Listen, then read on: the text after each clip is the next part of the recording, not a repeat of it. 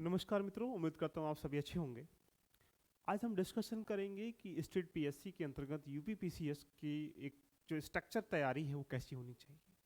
जैसा कि जानते हैं कि प्रीलिम्स का जो एग्ज़ाम है मे बी जून में होने की पूरी पूर्णतः संभावना है और जिसके जो फॉर्म है वो आने ही वाले हैं। तो मैं 3-4 रोलों का आपसे डिस्कशन करूँगा कि जो प्रीलिम्स के लेके क्या इसका स्ट्रेटजी आपकी होनी चाहिए, इसका पाठ्यक्रम क्या होता है, सिलेबस क्या होता है, प्रीलिम्स के बारे में डिस्कशन करेंगे। क्या आपके पास इसके स्रोत होने चाहिए डायरेक्टली, अगर हम लोग बात करें क्या रिसोर्स के माध्यम से तैयारी कर पाएँ। और अध्ययन का दृष्टिकोण जो है, जो स्ट्रक्चर है, वो दृष्टिकोण जो है वो आपका एक डायरेक्शन कह सकते हैं कि इसकी जो डायरेक्शन है प्रीलिम्स की वो कैसी आपके पास होनी चाहिए। इन मूलभूत बातों पे हम लोग डिस्कशन करेंगे, जिसमें 2000 पूरे लास्ट ईयर के ट्रेंड को भी समझने का प्रयास करेंगे। जो ट्रेंड्स है, जो लास्ट का पेपर 2019, 20, 21, 22 का जो प्रीलिम्स का पेपर हुआ है उसमें प्रश्न पूछने की प्रवृत्ति कैसी रही है। तो बिना देरी के हम लोग पहले थोड़ा सा बेसिक चीज़ें जान लेते हैं कि यूपीपीसीएस का जो फॉर्म है वो आने ही वाला है। और मे बी मुझे लगता है कि जो सपना एक किसी विद्यार्थी का एसडीएम बनने का होता है, डिप्टी एसपी बनने का होता है, उसकी वो घड़ी आ चुकी है जब आप अपनी तैयारी को अंतिम आयाम दे पाएंगे। तो बिना देरी किए पहले समझ लेते हैं कि यूपीपीएस बेसिक नॉलेज अगर हम लोग समझें तो यूपीपीसीएस के अंतर्गत इसको 3 टायर में एग्जाम को रखा गया है। सभी लोग इसमें नॉर्मली जानते होंगे। फर्स्ट जिसको हम लोग प्रीलिम्स एग्जाम कहते हैं, सेकंड जिसको हम लोग मेंस एग्जाम कहते हैं, एंड थर्ड इज इंटरव्यू जिसको हम लोग पर्सनैलिटी टेस्ट या व्यक्तिगत परीक्षण हम लोग कह सकते हैं किसी व्यक्ति का। प्रीलिम्स के 2 पेपर रखे गए हैं जो ऑब्जेक्टिव टाइप होते हैं। दैट इज ऑब्जेक्टिव टाइप होता है, यानी कह सकते हैं कि एमसीक्यूज बेस्ड प्रश्न होते हैं। इसको हम लोग GS1 के नाम से जानते हैं, इसको GS2 के नाम से जानते हैं। यहाँ पे 150 प्रश्न पूछे जाते हैं और यहाँ पे 100 प्रश्न पूछे जाते हैं। ये जो पेपर है जिसको हम लोग सीसेट के नाम से भी जानते हैं, और इसमें सिर्फ क्वालिफाइंग पेपर है। तो इसमें आपको क्या करना है, पास ही करना है, और पास होने के लिए 33% अनिवार्य होता है। तो ये पेपर सिर्फ क्वालिफाइंग पेपर है। जो प्रीलिम्स की जो मेरिट बनती है वो यहाँ से बनती है, जहाँ ये भी प्रश्न जो होता है 200 नंबर का मार्क्स का होता है, ये भी 200 नंबर का होता है। अब ये इस पे हम पूरा फोकस करेंगे कि इसमें क्या होता है, इसमें क्या होता है, बट थोड़ा सा मेंस की तरफ भी हम लोग कन्वर्ट करके देख लेते हैं। तो मेंस में पेपर जो होता है वो डिस्क्रिप्टिव होता है, जिसको लिखने का कह सकते हैं। एक हिंदी का पेपर होता है, ध्यान रखना। एक यहाँ पे एसए का पेपर होता है, एंड जीएस के जो 4 पेपर होते हैं 1, 2, 3 एंड 4, और ऑप्शनल के पेपर होते हैं। तो ऑप्शनल के 2 पेपर होते हैं। हिंदी का पेपर जो है वो 150 नंबर का होता है, यहाँ ऐसे का पेपर भी 150 नंबर का होता है, और जीएस जो होती है 200 नंबर का एक पेपर है। तो 4 को पेपर कितने हो जाएंगे, तो आप बोलेंगे सर यहाँ पे 800 नंबर के हो जाएंगे। ऑप्शनल भी यहाँ 200 नंबर का होता है, तो यहाँ 200 का पहला होगा, 200 का दूसरा, कुल मिला के 400 नंबर का यहाँ ऑप्शनल होता है। अगर हम मेंस को एक बार ओवरव्यू देखें तो आप इसको सर्च कर पा रहे हो कि 150 नंबर का हिंदी, 150 का यहाँ से ऐसे, 800 का जीएस और 400 का यहाँ पे ये ऑप्शनल, कुल मिला के अगर हम इसको ऐड ऑन करेंगे तो आई थिंक मुझे लगता है कि 1500 नंबर का आ रहा होगा। तो अगर यूपीपीसीएस में अगर देखा जाए तो मेंस की जो प्रवृत्ति है अंकों की वो 1500 नंबर की होती है। कितना मेरिट जाती है, कितना इसको हमें तैयारी करना चाहिए, हम डिस्कशन करेंगे 1 बाई 1 करके। और इंटरव्यू जो है वो 100 नंबर का होता है। तो कुल मिला के अगर मैं कहा जाए तो ये तो प्रीलिम्स एक छटनी का एग्जाम है, ध्यान रखना। लेकिन मेंस का यहाँ महत्वपूर्ण रोल होता है। ये डिस्क्रिप्टिव होता है, जहाँ पे आपको लिखने की प्रक्रिया स्टार्ट करना ही पड़ेगा। हिंदी में अगर देखा जाए तो क्या आता है, ऐसे में क्या आता है, ऐसे में 3 पार्ट में ऐसे को कन्वर्ट कर रखा है, जीएस में क्या आता है, सब डिस्कशन करेंगे 1 बाई 1 करके। कुल मिला के हम आज डिस्कशन करेंगे प्रीलिम्स के एस्पेक्ट पे कि हमारी तैयारी का स्ट्रक्चर कैसा होना चाहिए, राइट। चलिए आगे चल लेते हैं। नॉर्मली बात, ये प्रीलिम्स 2 पेपर एंड 8 पेपर ये नॉर्मली स्ट्रक्चर है। इसमें अगर हम लोग बात करें इसकी एज लिमिट की, तो नॉर्मली बात आप सब जानते हैं, जो प्रीलिम्स एस्पिरेंट हैं यूपीपीसीएस के, वो 21 से 40 साल इसकी उम्र होती है। बाकी डेट जो लिखा हुआ है 2023 के लिए वो ये है 40 साल, मतलब 1 जुलाई से लेकर एग्जाम स्टार्ट होता है। तो यहाँ पे आपको जुलाई से 93 से पहले नहीं होना चाहिए या 2002 के बाद नहीं होना चाहिए। इट मीन्स ये। बाकी इसमें क्या है, यहाँ पे आपको डिस्काउंट एलिजिबल मिल जाता है एज में। यहाँ ओबीसी को 5 साल, एससी को 5 साल, एसटी के 5 साल, बाकी इसमें नीचे निकल आती हैं। अब आज की चर्चा का जो विषय है मेरे मित्रों, वो क्या विषय है, ये एक पूरा फॉर्म है कि प्रीलिम्स का एग्जाम GS1 150 नंबर का होता है, सीसेट 100 क्वेश्चन होते हैं, यहाँ पे ध्यान रखना। तो ये सब चीजें आप लोग समझेंगे। लेकिन आज का जो प्रश्न बन जाता है कि सिलेबस क्या है। यूपीपीसीएस का जो प्री है उसमें 2 पेपर होता है, GS1 और GS2। अब GS1 में जाए, जो लिखा है सिलेबस आयोग ने उसको 7 पार्ट में कन्वर्ट कर रखा है। पहला पार्ट क्या है? Current event and national international important. जो भी करंट की घटनाएं हुई हैं वहां से प्रश्न आते हैं, पहला पॉइंट यहाँ से बन जाएगा, तो यानी बनता है कि हमें इसको भी रेडी करना है। कितने प्रश्न आते हैं अभी ट्रेंड को समझने का प्रयास करेंगे। नंबर 2, भारतीय इतिहास और राष्ट्रीय आंदोलन, मतलब हिस्ट्री के बारे में वो डिस्कशन कर रहा है कि हिस्ट्री का पार्ट यहाँ से आ जाएगा। भारतीय इतिहास में चाहे एंशिएंट इंडियन काल हो या मेडावल काल हो या मॉडर्न काल हो या आफ्टर इंडिपेंडेंस का काल हो, प्रश्न कैसे कैसे आते हैं समझेंगे। क्योंकि मैं हमेशा कहता हूँ तैयारी 2 प्रकार की होती है, एक एग्जाम बेस और एक सिलेबस बेस। सिलेबस में पूरा पढ़ना पड़ेगा, एग्जाम बेस में सिर्फ उन टॉपिकों को ज़्यादा पढ़ना पड़ेगा जो महत्वपूर्ण टॉपिक है, जो प्रत्येक वर्ष एग्जाम में आते हैं। उसके बाद तीसरा पॉइंट क्या है? भारतीय और विश्व भूगोल, सामाजिक, आर्थिक और भौतिक, it mean social, economical, physical, geography के बारे में। तो यानी ये एक ज्योग्राफी का पार्ट है। फोर्थ पॉइंट के बारे में बात करेंगे तो यहाँ पॉलिटी गवर्नेंस का पार्ट है, जहाँ से प्रश्न आते हैं। नॉर्मली वे में अगर इस पर मैं टाइम लगाऊं तो काफ़ी लगेगा, लेकिन ये 7 जो टॉपिक हैं, हिस्ट्री का पार्ट, इकोनॉमी का पार्ट, ज्योग्राफी का पार्ट, एनवायरमेंटल का पार्ट, साइंस का पार्ट एंड देन बाकी जो बचा है करंट का पार्ट। इसके अलावा जो इसमें विशेष बातें होती हैं, यहाँ से पर्यावरण है या सामान्य विज्ञान है, ये नॉर्मली सिलेबस है, इसको आप स्क्रीनशॉट ले सकते हैं। लेकिन ये सिलेबस नहीं है, ये सब्जेक्ट है, मैं ये कहूँगा। अब तुम्हें यहाँ पे घटनाओं में कौन सी घटनाओं को याद करना है, ये एक विषय बन जाता है। तो यहाँ हम डिस्कशन करेंगे। GS2 की तरफ जाएंगे तो यहाँ 150 क्वेश्चन आते हैं, ध्यान रखना। GS2 की तरफ जाएंगे तो यहाँ जो पेपर है इसमें लगभग 9 पॉइंट को कवर किया है। पहला पॉइंट क्या है? सबसे इंपॉर्टेंट टॉपिक बोधगम्यता, जिसको हम लोग कंप्रीहेंशन कहते हैं, सबसे जबरदस्त पॉइंट है। कितने प्रश्न आते हैं मैं आपको ये भी दिखाऊंगा। And number 2, interpersonal skill and including communication skill, यानी पारस्परिक कौशल या संचार कौशल कैसे हम लोग करते हैं। तीसरा है एनालिटिकल जो पावर हो जिसको होती है, या लॉजिकल रीजनिंग जिसको हम लोग रीजनिंग या तर्क शक्ति कह सकते हैं। फोर्थ पॉइंट है जो प्रॉब्लम सॉल्विंग डिसीजन मेकिंग, यानी निर्णय लेने की क्षमता आपकी कैसी है, जिसको हम लोग डिसीजन मेकिंग पावर भी कह सकते हैं। फिफ्थ पॉइंट है यहाँ पे बेटा जनरल मेंटल एबिलिटी, सामान्य मानसिक क्षमता, जो इसके बारे में जानेंगे। और अगला पॉइंट है यहाँ से प्रारंभिक गणित, कक्षा 10 के स्तर का लिख रखा है इसने, 10th स्तर का। ज्योमेट्री भी है, अर्थमेटिक भी है। साथ में 8th में general English basically 10th level की, और 9th में general Hindi basically 10th level की। एक सिलेबस है, आपको कहीं भी गूगल पे आराम से मिल जाता है, इसके लिए कोई घबराने का विषय नहीं है।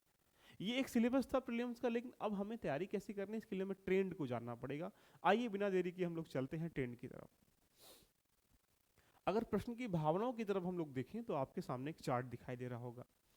उस चार्ट का मतलब ये रिप्रेजेंट करने का पर्पस ये रहा कि आप अपने आप को किस तरीके से तैयार करें एग्जाम के लिए, जो बिल्कुल फुलफिल तैयारी का एक आयाम दे सके। अगर हम सब्जेक्ट के रूप में जाएं हिस्ट्री में, तो आप हिस्ट्री में ये देख पा रहे होंगे मेरे प्यारे बच्चों कि 2022 में 32 क्वेश्चन दिया, देखिएगा 2021 में 18 क्वेश्चन दिया, 2020 में 24 क्वेश्चन दिया और 2019 में 26 क्वेश्चन दिया।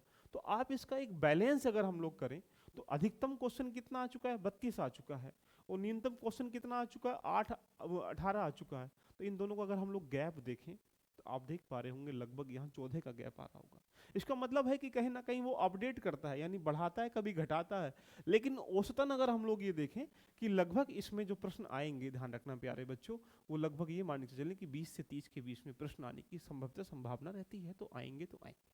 तो यदि 150 क्वेश्चन में से 20 से 30 प्रश्न के बीच में अगर हिस्ट्री से आते हैं तो ये भी अपने आप में क्या है? एक पिलर है तैयारी करने का। उसके बाद नंबर 2, अगर ज्योग्राफी पे जाएंगे तो यहाँ 12 क्वेश्चन 22 में, यहाँ 22 क्वेश्चन और यहाँ 21 क्वेश्चन, यहाँ 24 क्वेश्चन। तो सामान्यतः हम ये कह सकते हैं कि लगभग 15 से 25 के बीच में यहाँ भी क्या रहते हैं? प्रश्न रहते हैं किसके? ज्योग्राफी के। ये 1-2 ऊपर नीचे चलता रहता है, ये एक एग्जाम की एक स्ट्रेटेजी रहती है। पॉलिटी की बात करेंगे तो 13 क्वेश्चन 2022 में, यहाँ 25 क्वेश्चन, यहाँ 23 क्वेश्चन, यहाँ पे 19 क्वेश्चन। तो आप ये एक वेटेज भी समझ पा रहे होंगे कि लगभग यही मान के चलें कि 15 से 20 के बीच में या 25 के बीच में यहाँ भी प्रश्न रहते हैं। एग्जाम क्वालिफाई करने के लिए 8-9 सब्जेक्ट पे बेहतर पकड़ से अच्छा है कि 3-4 सब्जेक्ट पे बेहतर पकड़ बना ली जाए, कि जो पिलर तुम तैयार कर रहे हो उस पिलर से प्रश्न जो आप आ रहे हो सही करने के लिए आपको लगभग 90 क्वेश्चन या 100 क्वेश्चन सही करना है, मान लेते हैं। तो उसके लिए कुछ पिलर को रेडी कर लो ना, 150 क्वेश्चन करने की आवश्यकता की ही क्या है। अब अगर हम साइंस की बात करेंगे, बेसिक साइंस की, तो यहाँ देखो 26 क्वेश्चन, यहाँ 22 क्वेश्चन, यहाँ 12 क्वेश्चन, यहाँ 23 क्वेश्चन। तो ये मान के चलें इसका भी औसतन 25 से लगभग 15 से 25 के बीच में प्रश्नों की भूमिका रहती है। एक दो प्रश्न ऊपर नीचे होता रहता है। उसके उपरांत अगर हम लोग जाएंगे इकोनॉमी यानी योजना के, करंट अफेयर के जो योजना होती हैं, 11 क्वेश्चन, 13 क्वेश्चन, 19 क्वेश्चन, 18 क्वेश्चन। तो यानी यहाँ भी अगर हम लोग वेटेज देखें तो 10 से 20 के बीच में यहाँ प्रश्न रहते हैं। 10 आ जाएं, 11 आ जाएं, ये डिपेंड करता है। उसके उपरांत अगर हम लोग जाएंगे इन्वायरमेंटल पर्यावरण पर, तो 6 क्वेश्चन यहाँ पे दिया, 10 क्वेश्चन यहाँ पे दिया, 19 क्वेश्चन यहाँ दिया, 22 क्वेश्चन। तो आप समानता देख पा रहे हैं कि इसका वेटेज घट रहा है।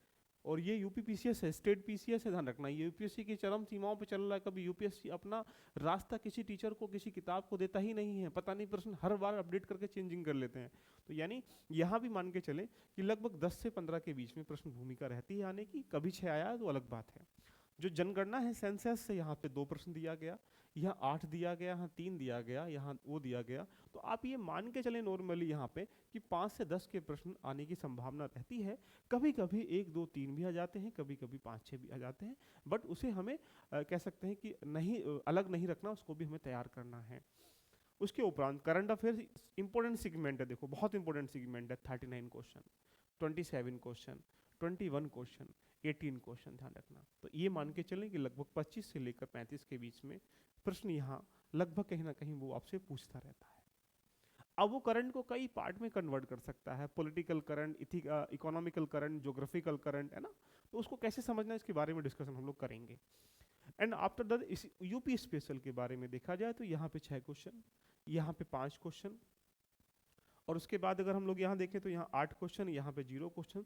तो यूपी स्पेशल की जो भूमिका रहती है वो भी लगभग 5 से 10 के बीच में यहाँ रह जाती है। तो इसको भी हमें इग्नोर नहीं करना है। कुल मिला के अगर हमने इसके ट्रेंड को समझा, इसका मतलब ये रहा कि हमारे प्रश्नों का जो दायरा पूछने का है वो नंबर 1 पे कौन बैठा हुआ है, हिस्ट्री, यहाँ पे करंट अफेयर बैठा हुआ है।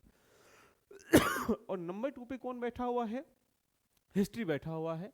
तो उसके बाद ये जो ज्योग्राफी, पॉलिटी, साइंस है, इनका वेटेज लगभग आसपास रहता है। तो हमें क्या करना पड़ेगा, करंट अफेयर को इग्नोर नहीं करना, उसको रेडी करते चलना पड़ेगा।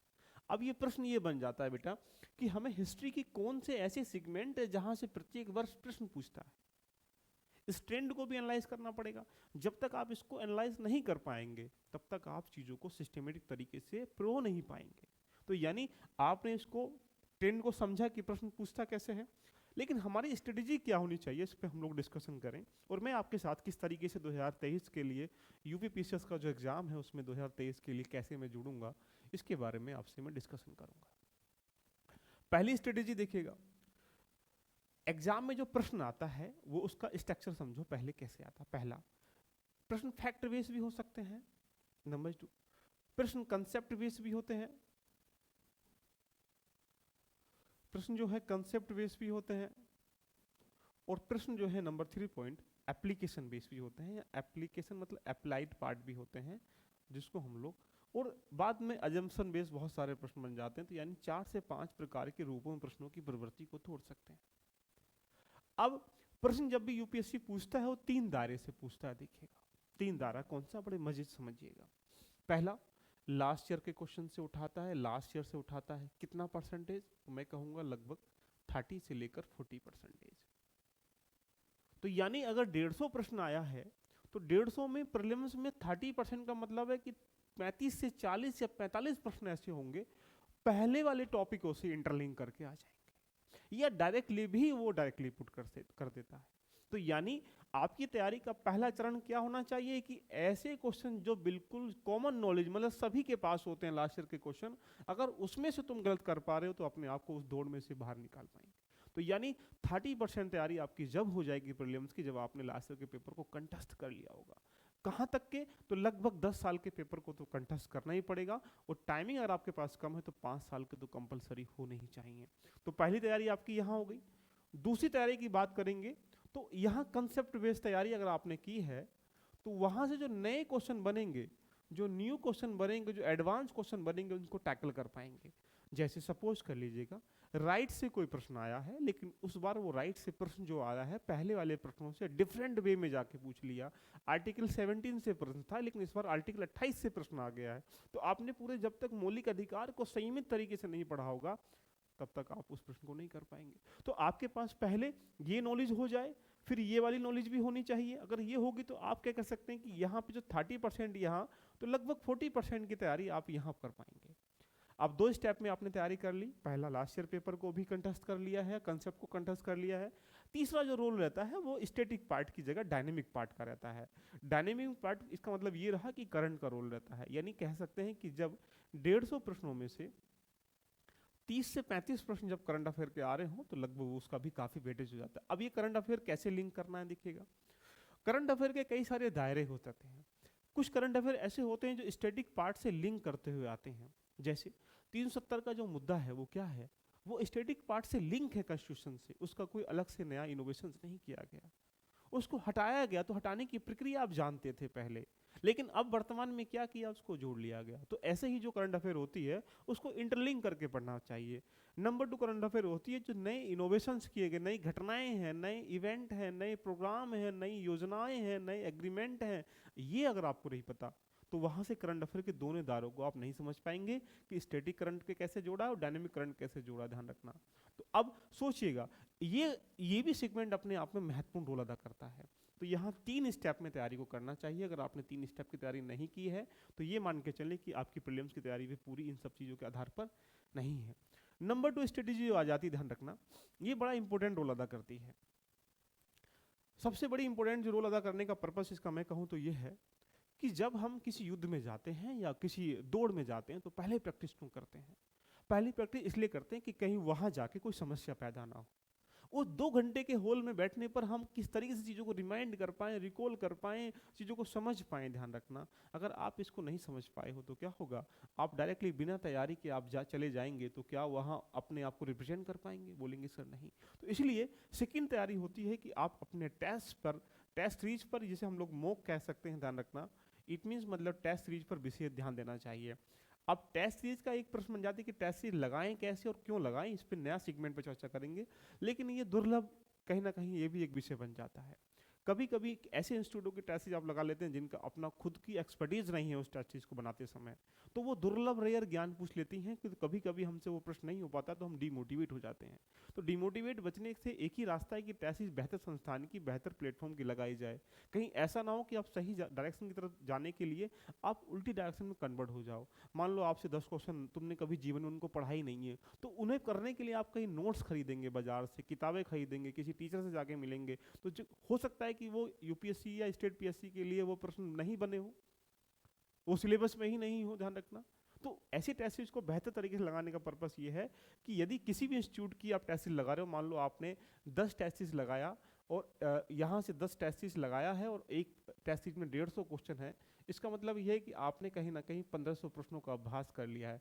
अब 1500 प्रश्न नहीं, 1500 टॉपिक का अभ्यास किया है। और तो 1500 टॉपिक में मतलब है कि आपके दिमाग में लगभग ऐसे प्रश्नों की भूमिका होनी चाहिए कि उन टॉपिकों से आने वाले प्रश्न आराम से टैकल कर पाएं। अगर टैकल नहीं कर पाएंगे तो क्या होगा, यहाँ समस्या पैदा हो जाएगी। तो दूसरी स्ट्रेटजी है कि टेस्ट सीरीज लगाना ही चाहिए, लेकिन लगाना कैसे चाहिए, क्यों चाहिए, हम लोग बताएंगे अगले सेगमेंट में, लेकिन ये बड़ा इंपॉर्टेंट रोल है। तीसरा इंपॉर्टेंट बन जाता है, सबसे इंपॉर्टेंट है इसका रिवीजन का, ध्यान रखिएगा। हम कभी कभी जब ड्राइविंग करना सीखते हैं तो वहाँ पे हमने देखा होगा कि ड्राइवर जो हमें सिखा रहा होता है, हमारा जो गाइड होता है, जो मेंटर होता है, वो ये कहता है गियर ऐसे डालना है, ये ऐसे डालना है, ये सारी चीज़ें तुमको बता दे, लेकिन तुम उस पर अपने अनुकूल मतलब कह सकते हैं कि तुम चला ही ना पाओ। तुम्हें खड़े होकर बता दिया कि ये गियर है, ऐसे डलता है, ऐसे स्टीयरिंग घूमता है, लेकिन आपने बैठ के ही ड्राइव नहीं किया उस पर, तो क्या उसको आप चला पाएंगे? बोलेंगे सर नहीं चला पाएंगे। तो जब तक आप आपने जो पढ़ाई की है उसको बार बार रिवीजन नहीं करेंगे, बार बार ध्यान रखना उसको रिकॉल नहीं करेंगे, तब तक आपके दिमाग में वो चीज़ें स्टोर नहीं हो पाएंगी। तो इसलिए थर्ड स्टेप जो बनता है इसका, वो रिवीजन बहुत जरूरी है। लेकिन इसका मतलब ये नहीं कि रिवीजन का तरीका ये है कि एक टॉपिक पढ़ा उसी को रिवीजन करते चले गए। आपको मल्टी डायमेंशनल चीज़ों में रिवीजन करना पड़ेगा, इसको मैं बताऊंगा ऐसे करना पड़ेगा। तो मेरे साथ आप क्या कर पाएंगे इसके बारे में भी आप डिस्कशन करेंगे। और यहाँ से अगर देखा जाए, मैं आपके सामने 2 पॉइंटों पे काम करने वाला हूँ, ध्यान रखना बहुत जल्दी। पहला पॉइंट PYQ पे। हम लोग लास्ट ईयर के पेपर एवरी सब्जेक्ट के, चाहे पॉलिटी हो, ज्योग्राफी हो, हिस्ट्री हो, सबको लेके आ रहे हैं। और उस टॉपिक से ध्यान रखना, मान लो पॉलिटी से कोई क्वेश्चन दिया है, राइट से दिया है, एग्जाम्पल बेस पे समझते हैं, तो राइट से जितने भी प्रश्न वहाँ बने हैं आज तक, कितने बन सकते हैं उस क्वेश्चन के साथ हम आपस में इंटरलिंक कर लेंगे। तो मैं डेफिनेटली बोल रहा हूँ कि एक क्वेश्चन से एक टॉपिक पढ़ेंगे। तो यदि हमने यहाँ एक दिन में मान लेते हैं 20 क्वेश्चन किए तो 20 टॉपिक पढ़ लिए, और ये मान के चलें कि यूपी स्टेट पीएससी जो है मुश्किल से 500 टॉपिक का एग्जाम है। अगर आपने 500 टॉपिक को कंठस्थ कर लिया दिमाग में तो प्रीलिम्स में 90 अबव क्वेश्चन बड़े आराम से सही कर पाओगे। तो यहाँ से हम लोग लेके आ पाने हैं। दूसरी पॉइंट यहाँ हम लोग बात करेंगे कंसेप्ट नुमा, ध्यान रखना। कंसेप्ट नुमा का मतलब है कि मैं आपके सामने कुछ क्वेश्चन पर डे लेके आऊँगा जो एडवांस क्वेश्चन होंगे, जिनसे टॉपिक को लिंक करते हुए चीज़ों को हम लोग समझेंगे भी और उन्हें बताएंगे कि ऐसे प्रश्न किस तरीके से इंटरलिंक कर लेते हैं। कुछ ऐसे मेथड होते हैं कि प्रश्न ना आने के उपरांत भी, ध्यान रखना, उसको एलिमिनेशन मेथड से हम लोग आराम से टैकल कर लेते हैं। तो मुझे लगता है कि आप इन सब चीज़ों को समझ पा रहे होंगे। तो दोस्तों हम लोग चीज़ें आगे चलते चले जाएंगे। अगर किसी को कोई डाउट है, कोई दिक्कत है तो एक बार कमेंट करें, और दिए गए नंबर पे आप लोग कॉल भी मैसेज कर सकते हैं। सफलता के लिए कुछ चीज़ें जरूरी होती हैं, इसका अभ्यास करें, ध्यान रखना। पहला पॉइंट आपके सामने क्या है, प्रिपेयर योर सेल्फ। देखें, सबसे बड़ी जिम्मेदारी बनती है कि अपने आप को प्रिपेयर करो। तुम्हें तैयारी करना है यूपीपीसीएस का, तो अपने को प्रिपेयर करना पड़ेगा।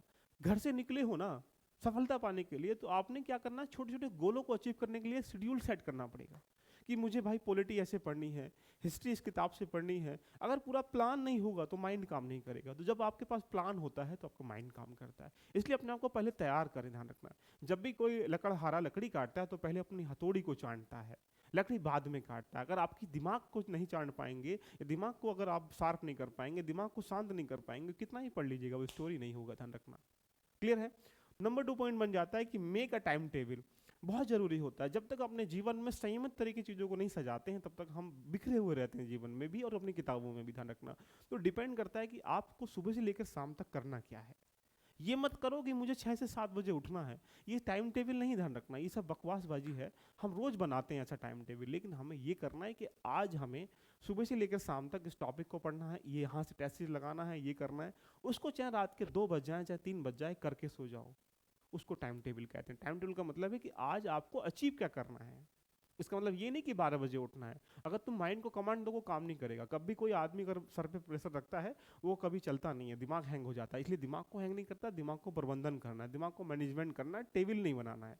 टेबल का मतलब 6 बजे उठना है, 6:15 पे चाय पीनी है, ये सब क्या है, ये सब बकवासबाजी है यार, है ना। तो इट मीन्स मतलब आपको टाइम टेबल नहीं बनाना है, टाइम मैनेजमेंट को करना है। उसके बाद नाउ द यूपीपीसीएस सिलेबस, ये बड़ा इंपॉर्टेंट सेगमेंट बन जाता है। बहुत सारे बच्चे बिना तैयारी के सिलेबस जाना ही नहीं है कि प्रश्न कैसे बनते हैं, कहाँ से आते हैं, क्या उसका तरीका होता है, और चल दिए अपनी यात्रा को पूरी करने के लिए। वो अज्ञान है किताबों से, रास्तों से, इवन कहा जाए तो डायरेक्शन से अज्ञान है। उनको सिलेबस का ही ज्ञान नहीं है कि GS2 में, GS1 में, GS3 में, GS4 में ये सोसाइटी कहाँ आती है, सिक्योरिटी कहाँ आती है, गवर्नेंस कहाँ आता है, डिजास्टर मैनेजमेंट कहाँ आता है, इन्वायरमेंटल कहाँ आता है, पता ही नहीं है। तो फिर क्या फायदा। ये आपको यही नहीं पता कि हिस्ट्री के क्वेश्चन प्रीलिम्स में कितने आते हैं, तो और किस टॉपिक से आते हैं ज़्यादा क्वेश्चन, तो आप तैयारी कैसे कर पाएंगे। तो जरूरी होता है कि सिलेबस को कंटेस्ट करना। और लास्ट पॉइंट इसमें 4th पॉइंट है newspaper reading and current affair. बहुत इंपॉर्टेंट सेगमेंट होता है। हमें क्या करता है, हम अपनी भावनाओं को, ध्यान रखना, कहीं ना कहीं दबाव में, प्रेशर से स्टार्टिंग कर लेते हैं। आप अगर करंट अफेयर को बेहतर पढ़ना चाहते हैं तो उसमें इंटरेस्ट ढूंढना स्टार्ट करें। इंटरेस्ट का मतलब है कि कोई भी टॉपिक तुमने लिया, उस टॉपिक को समझो कि ये टॉपिक देने की वजह क्या है, यूपीएससी क्या दे रहा है। तो करंट अफेयर पढ़ना बहुत जरूरी है, लेकिन करंट अफेयर को इस तरीके से ना पढ़ें, ध्यान रखना, कि बोझ बन के पड़ जाए। हम तैयारी नहीं कर रहे होते हैं, जब भी अखबार पढ़ रहे होते हैं तो हम बड़े मस्ती के साथ पढ़ते हैं। तो उसकी वजह क्या है, क्योंकि हमने वहाँ प्रेशर नहीं लिया कि ठीक है अखबार पढ़ रहे हैं। लेकिन जब हमने इस तरीके से अखबार पढ़ा कि इसको आईएएस के लिए पढ़ना है, पीसीएस के लिए पढ़ना है, तो दिमाग पे प्रेशर आ गया, और प्रेशर आने की वजह से दिमाग काम नहीं करता, हैंग हो जाता है, फिर हम लोग उन चीज़ों को ऑब्जर्व नहीं कर पाते। तो जरूरी होता है कि न्यूज़पेपर को पढ़ें, लेकिन बेहतर तरीके से पढ़ें। और नंबर 5 पॉइंट होता है एनसीईआरटी। एनसीईआरटी इंपॉर्टेंट पिलर है, ध्यान रखना।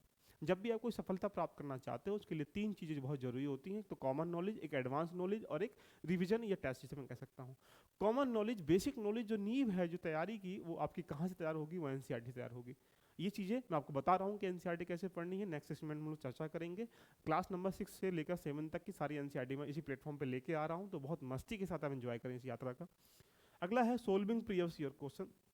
बहुत जरूरी होता है। अगर आपने पीवाईक्यू को नहीं देखा है, ध्यान रखना, प्रीवियस ईयर क्वेश्चन को नहीं देखा है तो आप कहीं ना कहीं एक एग्जामिनर की फिलॉसफी को, एग्जामिनर के दिमाग को नहीं समझ पा रहे हो कि वो प्रश्न बनाता कैसे है, प्रश्न आते कैसे हैं, प्रश्न के पूछने का तरीका क्या होता है। अगर ये आप लोग नहीं कर पाओगे तो फिर क्या होगा, आप उसके अनुकूल तैयारी नहीं कर पाओगे, आपको डायरेक्शन नहीं मिलेगी, आप भटकते रहोगे। तो बहुत जरूरी होता है कि लास्ट ईयर पेपर को बिल्कुल इग्नोर ना करें, उनको पढ़ते रहें। और लास्ट ईयर के बाद बनता है test series. Test series important pillar है, इसका मतलब आपने वो अपने आप को जांचने का है। जब तक आप, अगर आपने बहुत रनिंग कर रहे हो, बहुत रनिंग कर रहे हो, लेकिन आपको जिस दिन एग्जाम आया उस दिन आपकी रनिंग नहीं हुई, तो क्या फ़ायदा उस रनिंग करने का। इसलिए जांचना बहुत ज़रूरी कि उस टाइमिंग में इतना सब हम लोग कर पा रहे हैं नहीं कर पा रहे हैं, उसका एक ही माध्यम है टेस्ट सीरीज। और लास्ट पॉइंट 8 पॉइंट है जिसको हम लोग बोलते हैं रिवीजन। ये इंपॉर्टेंट पिलर है, इंपॉर्टेंट सेगमेंट है। अगर रिवीजन नहीं करेंगे तो ध्यान रखना हमारा दिमाग किसी भी बात को 90 मिनट से ऊपर दिमाग में नहीं रखता है। तो इसलिए मिलते हैं नेक्स्ट यात्रा के साथ। तो हम लोग आपके साथ इस पूरे सिस्टमेटिक तरीके साथ में लेके आ रहा हूँ, आप बने रहिएगा। और मस्ती के साथ पूरी प्रीलिम्स की यात्रा को तय करते हैं। एक ग्रुप क्रिएट कर देता हूँ, ध्यान रखना मैं, और वहाँ हम जानेंगे कि प्रीलिम्स के लिए किन किन टॉपिकों पर विशेष ध्यान देना है। ऐसे कौन से वो टॉपिक हैं जो एग्जाम में प्रत्येक वर्ष प्रश्न लेके आते हैं, ऐसे कौन सा वो चीज़ें हैं जो हमें तैयार करनी है। तो कैसी लगी आज की इस यात्रा में, एक बार सभी लोग कमेंट करके बताइएगा। प्रोत्साहित करेंगे तो आपको बहुत एनर्जी के साथ चीज़ें मिलती रहेंगी। ऑल द बेस्ट, एंजॉय करें, ये यात्रा है, ये जश्न मनाओ इसका। जिस दिन तुम जश्न मनाओगे ध्यान रखना वो जश्न मनते हुए आपको मंजिल तक लेके चला जाएगा, उपाम तक, जहाँ पे हम लोग जाते हैं कि लखनऊ की ट्रेनिंग करने के लिए। ये जो लवासना की यात्रा वो आप कर पाएंगे। ऑल द बेस्ट, एंजॉय करें, लव यू ऑल।